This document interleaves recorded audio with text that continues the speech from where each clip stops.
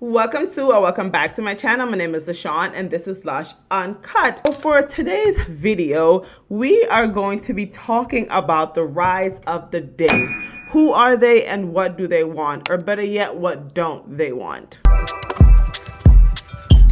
Now, if you don't know, now you know. The term DINK stands for dual income, no kids, which is basically a married couple where both partners are fully employed, usually have a higher income, and have chosen not to have kids altogether or delay the process of having kids. Recently, the DINKs have taken to TikTok to brag about the benefits of being in a child-free marriage. Let's take a look.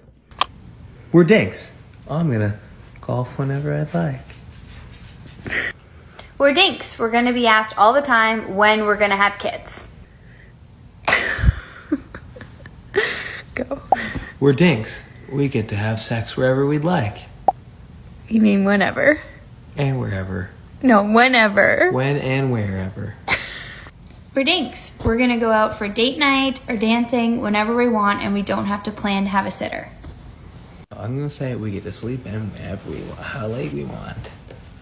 We get to what? Sleep in forever. Oh, we do get to sleep in on the weekends. DINKs. We're DINKs. We're going to book trips all the time and not really have to think too much about it. DINKs. We're gonna get asked daily when we plan on having kids. We're DINKs. Of course we're going to go out to eat every night after work. We're DINKs. We don't have to ask our family for financial help or to watch our kid when we want to go out. We're DINKs. We're going to go to Costco and buy all the snacks in bulk that we want. We're DINKs. We have disposable income to spend on whatever we would like and don't have to spend on a kid. Okay, you get the point. Basically, you have all of this money and no kids to spend it on, and that way you get to experience prime consumerism. Now, before I continue, I want to say a couple of things. Number one, this is not an attack on anyone that decides to not have kids in general. It's not necessarily an attack on the concept of choosing not to have kids, because honestly, there are plenty of good altruistic reasons to decide not to have your own biological kids.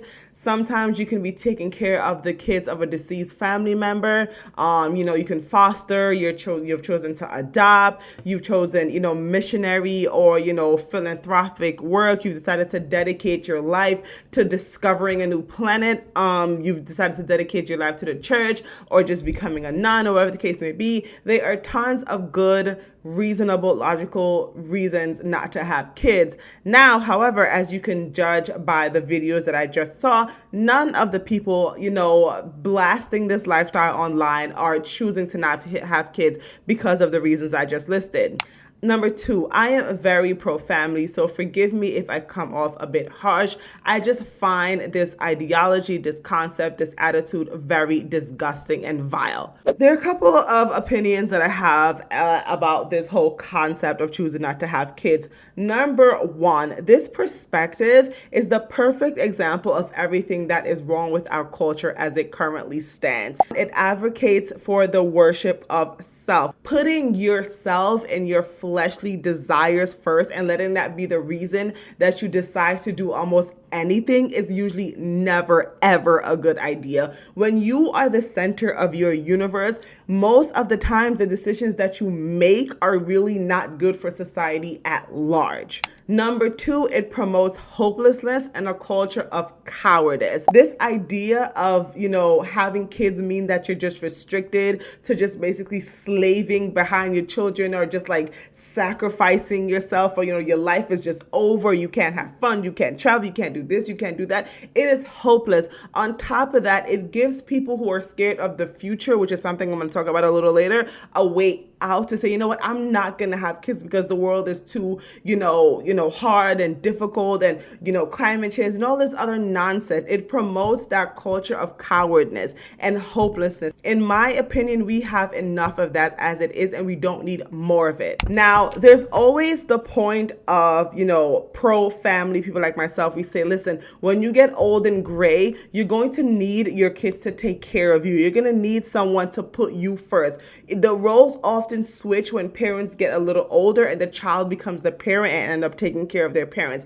Now, there's people that are just like, oh, it is selfish to expect your kids to take care of you when you're older. My response to that is that it is selfish to expect other people's children to take care of you when you are older. Because regardless of whether or not you choose to have kids, the people who are having kids right now, when those kids grow up, they're going to be taking care of you. Because who do you think is going to be wiping your ass in the nursing home when you're old and gray and you can't do it yourself? It's going to be someone else's kid. Who do you think is going to be the nurse or the doctor is going to be taking care of you? It's someone else's kid. Who is going to be driving the buses, flying airplanes, teaching the next generation? Is going to be someone else's child, not yours. You are not doing anything to advance humanity as it is. You are literally saying all the people that bust their ass so that I can live in the world that I'm currently experiencing and benefiting from. I am just going to be like, you know what? Thank you for your really hard work and your sacrifice. It ends here with me. I am just going to take from society and humanity and give nothing back. My next point, and this is specifically for my Christians, this idea, this lifestyle, it is demonic and it is anti-Christ. Genesis chapter 1, verses 27 to 28. God created man in his own image. In the image of God, he created him. Male and female, he created them. I should say that again. Male and female, he created them. God blessed them, and God said to them, be fruitful and multiply, and fill the earth and subdue it, and rule over the fish of the sea, and over the birds of the sky, and over every living thing that moves on the earth.